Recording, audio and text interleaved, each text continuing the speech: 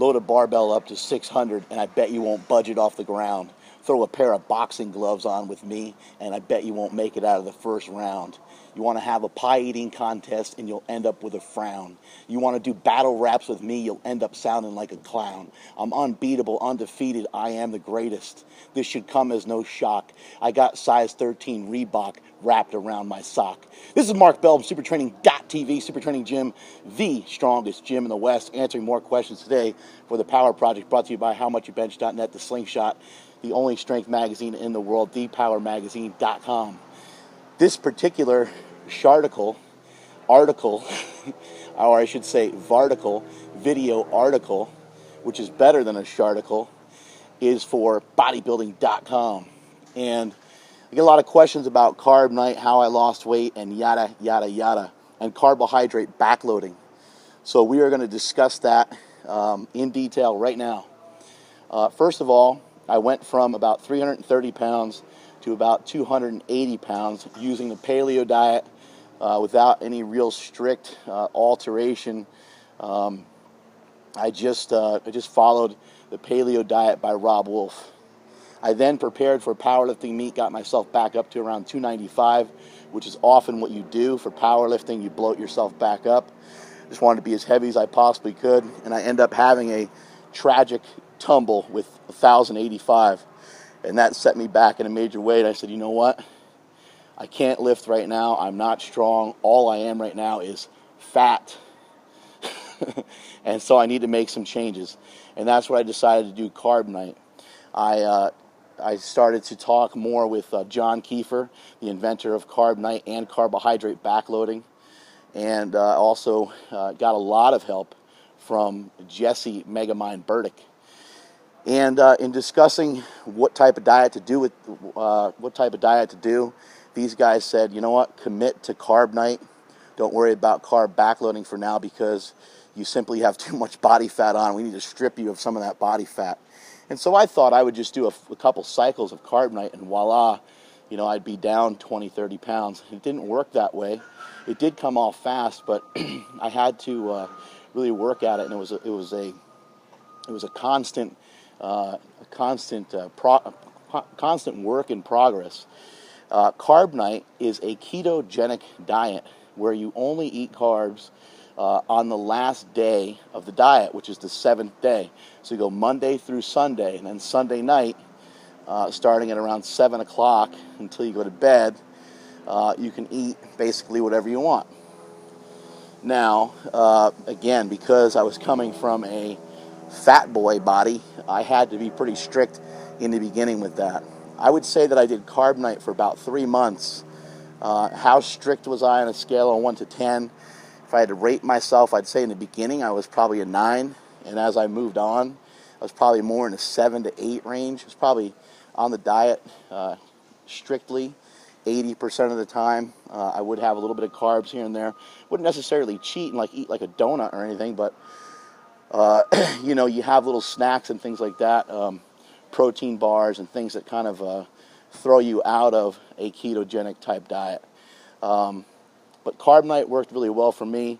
I think it will work really well for a lot of you guys out there. Now, people that are asking about strength levels, losing strength, if you're going to lose more than 20 pounds, no matter what diet you select, unless you're currently untrained, unless you're currently not training very good, not training very hard, you're coming off an injury or something, you will not get stronger losing 20 pounds. Losing 20 plus pounds, you will get weaker. There is no question about it. It might not be on all 3 lifts, but it will manifest and show up somewhere.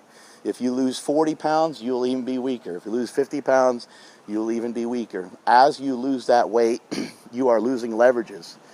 Now, they can be regained at some other time. There are some advantages and disadvantages to being smaller. As you lose some weight, you may find that your mobility is improved. And so maybe now you can get in a little bit better position for those deadlifts and stuff like that. But in general, and maybe you'll be better at certain exercises like a pull-up because you're not such a fat ass anymore. But in general, you're going to lose some strength. It is a fact.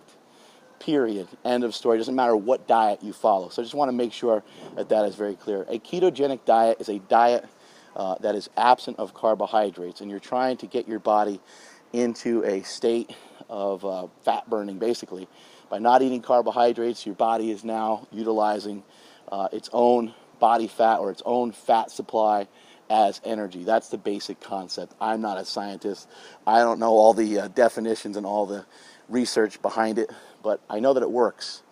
And if you pull out carbohydrates and you're somebody out there that wants to drop some weight, give it a try, give it some thought. Look for the book. I always encourage people to try to buy the book. There's also been a lot of articles written in my magazine, Power Magazine. You can go on the website. You could subscribe to the digital issue. You'll get a lot of the past issues, and you'll be able to read quite a bit about CarbNite. You can also go on dangerouslyhardcore.com. I think he actually changed the website, but that'll lead you in the right direction, and you'll find out a lot of information there. But basically, CarbNite is a ketogenic style diet. Carbohydrate backloading is a diet where you're going to eat carbohydrates on the back end, on the back side of the day. So the first half of the day, you don't eat any carbohydrates, and you do a ketogenic style diet. Towards the end of the day, after training, is how it's supposed to work. You're supposed to lift at like 4 or 5, let's just say between 5 and 7 o'clock or something like that. And then after that, you have a post-workout shake. You have some carbohydrates with dinner, and then you can kind of splurge after that and then go to bed. That's kind of the basic concept of carbohydrate backloading. Now, you're going to hear sometimes people talk about how you can just go all out and have a total like fat day on carb backloading. And if your goal is to just recover from your workout and just be as big and as swole as possible after the training session, and you're not too concerned about body fat levels, then yes, I guess you could do that. I guess you could eat whatever the hell you wanted half the day, basically. But for general health concern, that is not a good idea.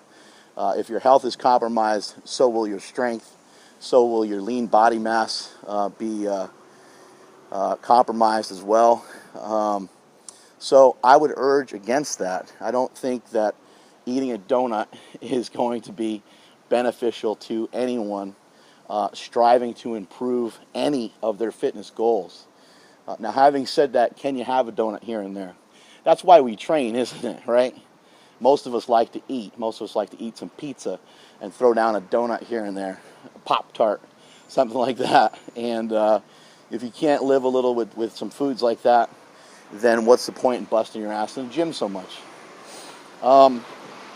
But I would take this whole thing a step further with carbohydrate backloading, and I would rather than just eating whatever you want for like the last 3 meals of the day, I would urge you that you try to eat clean carbohydrates, rice, sweet potatoes, still kind of almost keep it paleo-ish, if you will. Breads and pastas and things like that. Those are more things that are more for bulking. Those are things that are better utilized for people that just want to get as big as possible.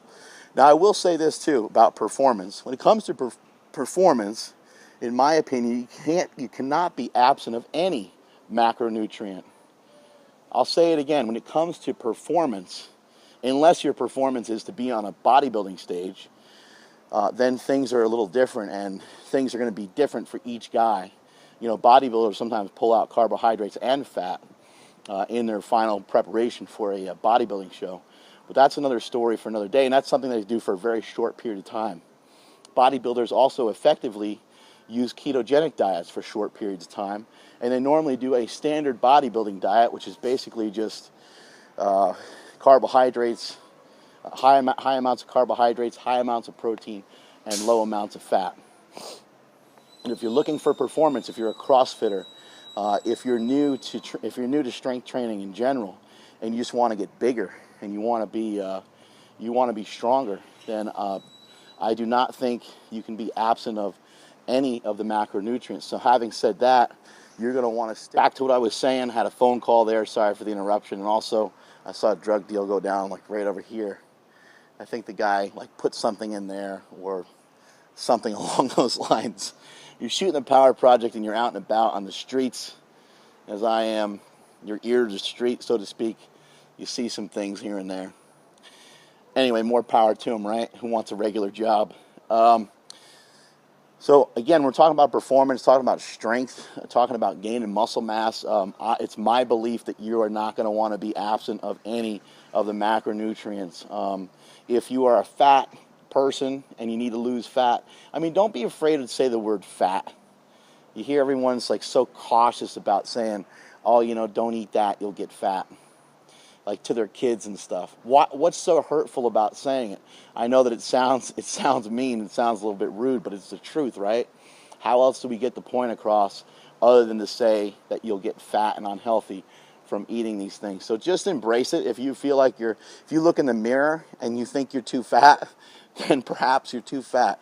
I do realize there's people with a condition and they just always see themselves fat even when they're skinny. That's not what I'm talking about. You guys know what I'm talking about. You guys out there that throw your Ben and Jerry's lid away before you ever even think about.